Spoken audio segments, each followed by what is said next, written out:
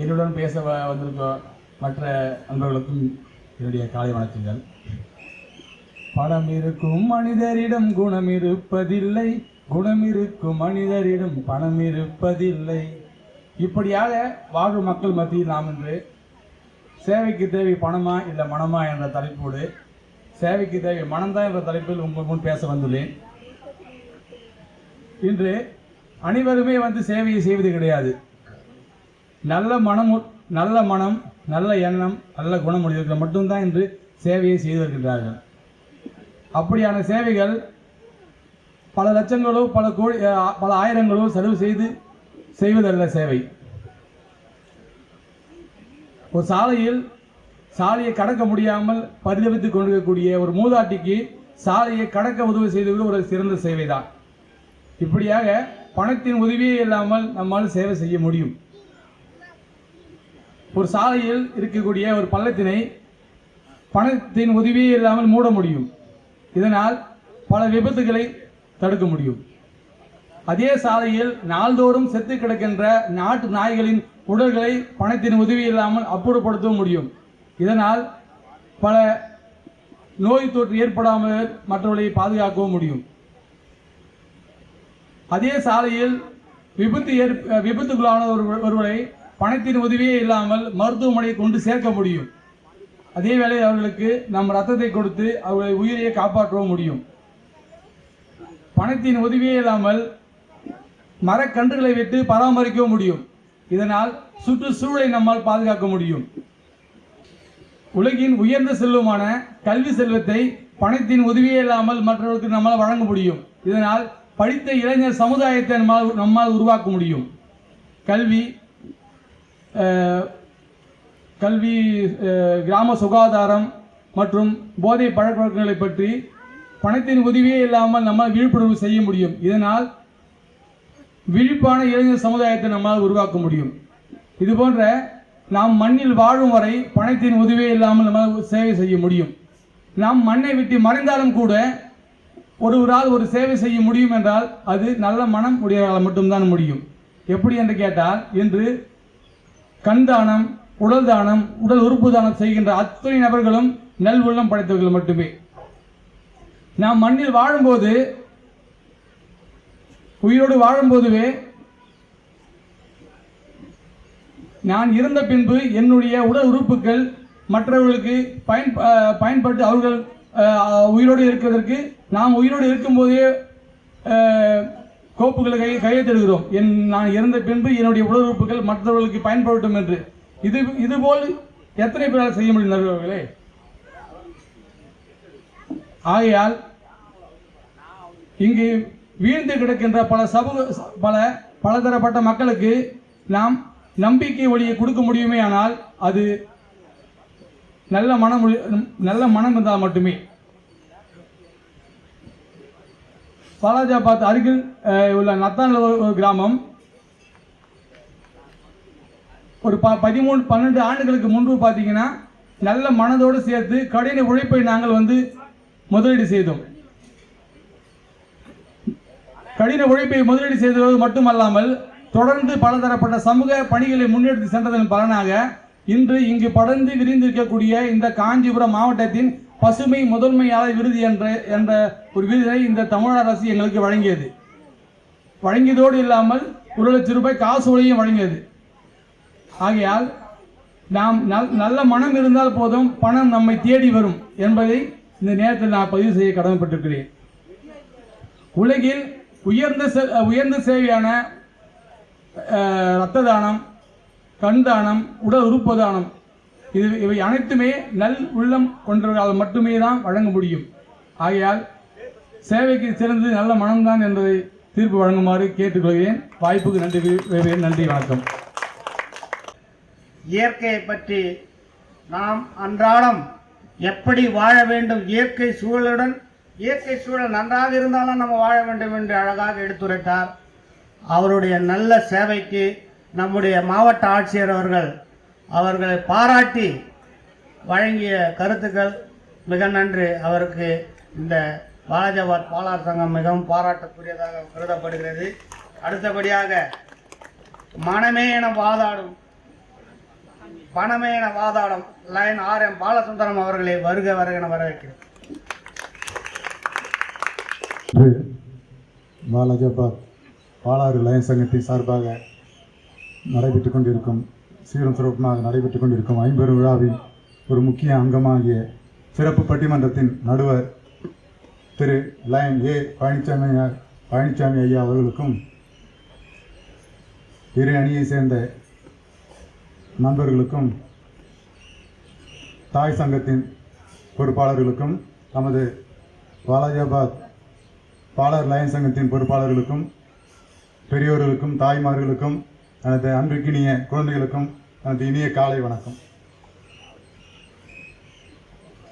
இன்றைய உலகில், நவீன உலகில் உயிர் வாழ்வதற்கு தேவையானது பணமே.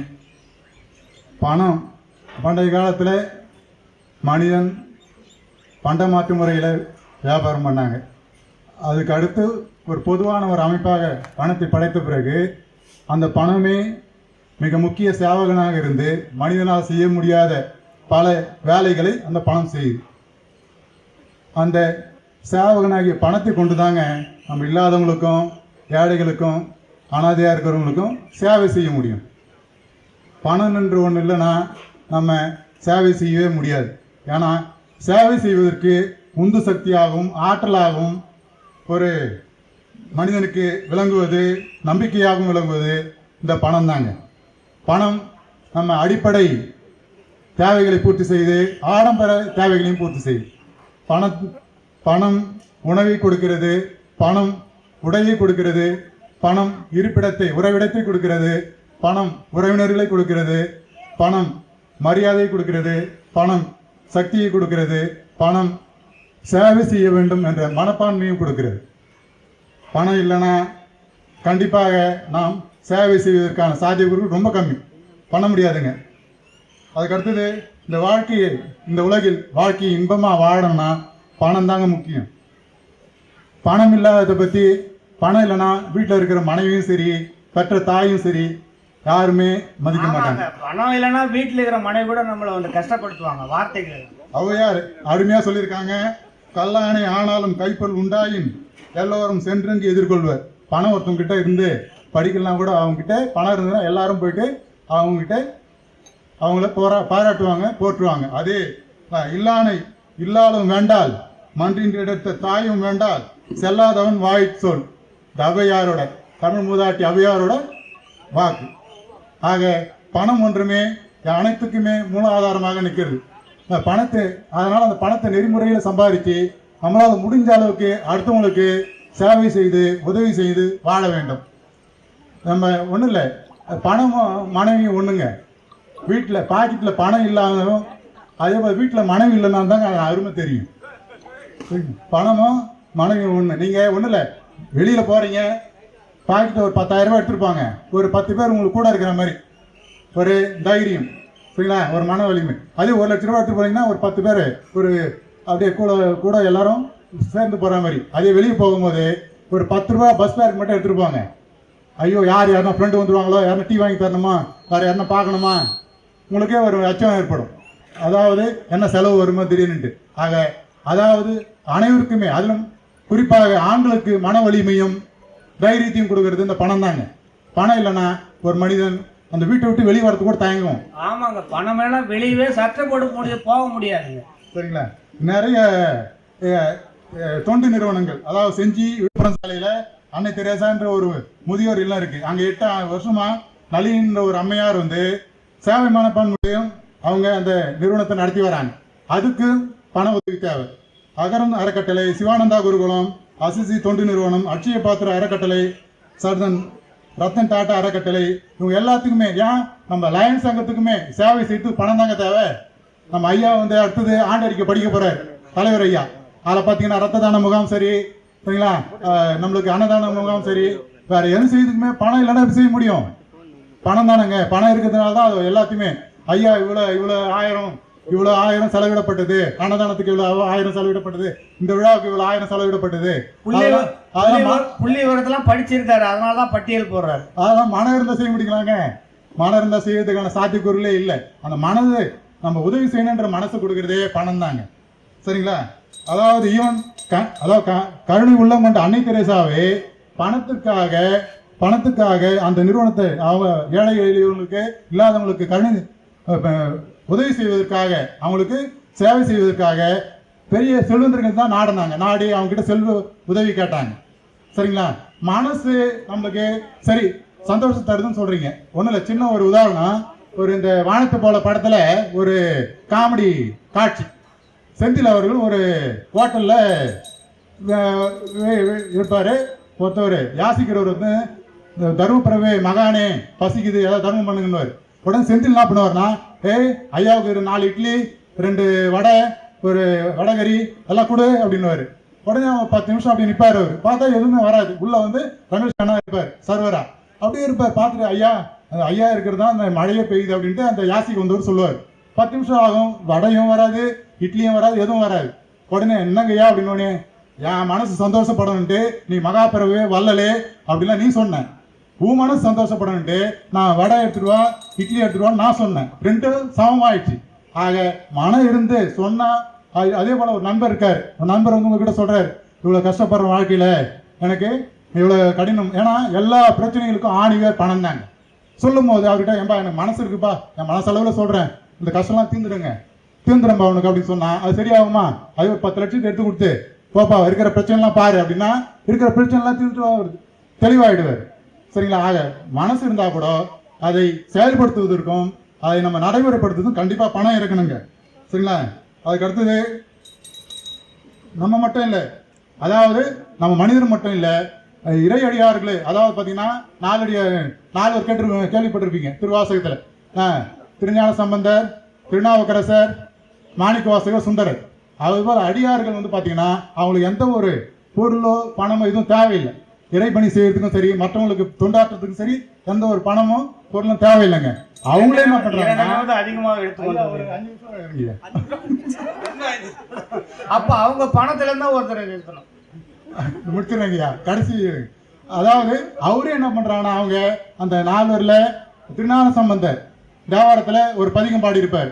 அவர் கடவுள்கிட்ட வேண்ட அவரு கடவுள்கிட்ட சிவபெருமான் கிட்ட, கடவுளே எனக்கு பண உதவி கொடுங்க, அப்படி இருந்தால் தான் நான் உங்களுக்கு இறைப்பணியும் செய்ய முடியும், மற்றவங்களுக்கும் தொண்டாற்ற முடியும்ட்டு தேவாரத்தில் ஒரு பாடல். சரிங்களா? வாசி தீரவே காசு நல்குவீர், மாசியில் மேலையர் ஏசல் இல்லையே, இறைவர் ஆயினர் மறைகொள் மேலையர் கரைகொள் காசினை முறைமை நல்குமே, வாசி தீரவே காசு நல்குவீர். எனக்கு பண உதவி செஞ்சால் தாங்க நான் வந்து உங்களுக்கு இறைப்பணியும் செய்ய முடியும், அதுக்கடுத்தது மற்றவங்களுக்கும் சில சேவையும் செய்ய முடியும் அப்படின்ட்டு திருஞான சம்பந்தர் 7ஆம் நூற்றாண்டுல எழுதின தேவாரத்திலேயே திருஞான சம்பந்தரே இறைவன்கிட்ட வேண்டார் பணத்தை கொடுக்க சொல்லி. அதே போல அவரு இது சிவபெருமானுடைய நண்பர் சுந்தரர் என்ன பண்றாருன்னா, ஏம்பா நீ போயிட்டு சுடுகாட்டுல இருக்க, அந்த எலும்பெல்லாம் எடுத்து மாலையா போட்டுட்டு இருக்க, மேல திருநீர்லாம் பூசிட்டு இருக்க, அந்த சாம்பல்லாம் எடுத்து பூசிட்டு இருக்க, எனக்கு அதெல்லாம் தேவையில்லை, நீ என் நண்பர் தானே, எனக்கு பணம் கொடு, நான் மாலை முத்து மாலையும் அதாவது எல்லாம் கஸ்தூரியெல்லாம் மேலே பூசிட்டு நான் வாசனையா இருக்கணும் அப்படின்னு ஒரு பாடல். சரிங்களா? செல்வத்தை மறைத்து வைத்தீர் எனக்கு ஒரு நாள் இறங்கீர், முத்து ஆரம் இலங்கி மிளிர் மணிவயிற கோவை அவை போன தந்தருளி மேய்க்கி இனிதனாரும் கஸ்தூரி கமசாந்து பணிந்து அருள வேண்டும். இது சுந்தரரோட பாட்டு. யாரையா ஒரு நண்பர் சிவபெருமானுடைய வேண்டக்கூடிய பாடல். ஆக 7ஆம் நூற்றாண்டை சேர்ந்த அடியார்கள் இவங்களே வந்து பணத்தினுடைய தேவை அறிந்துதான் இறைவன் கிட்ட சிவபெருமான் கிட்ட பணத்தை அருள வேண்டி அவங்க பாடல்கள் ஏற்றிருக்காங்க. அதே போல கடைசியா ஒரே ஒரு செய்தி, பணம் இருந்தா தாங்க ஒரு பாதுகாப்பு உணர்ச்சியும் ஏற்படும். ஒன்றும் இல்லை, அதே திருவள்ளுவர் அழகா சொல்லியிருக்காரு பாருங்க, குன்றேறி யானைப்போர் கண்டற்றால் தங்கை தோன்று உண்டாக செய்வான் வினை. குரல் என்னன்னா, நம்ம கிட்ட பணம் இருந்து எந்த ஒரு செயலுமே, சேவை கொடுங்க, சேவையோ எந்த ஒரு உதவியுமே தொடங்கணுமா ஒரு பாதுகாப்பு உணர்ச்சி. இப்போ ஒன்றும் இல்லை, யானைப்போர் நடக்குது, யானைப்போர் நடக்கும்போது கீழே இருந்து பார்த்தோமா யானை மிதிச்சிரும், அம்பு படும், நம்மளுக்கு பாதுகாப்பு இல்லை. அதே வந்து யானைப்போர் நடக்கும்போது ஒரு குன்றின் மேலே ஏறி நின்றுட்டு நம்ம அந்த யானைப்போர் கண்டுமா இன்பமா இருக்கும், நம்மளுக்கு எந்த ஒரு ஆபத்தும் இல்லை, யானை மிதிப்படுறதும் இல்லை, அம்பு பட போறதும் எதுவும் இல்லை.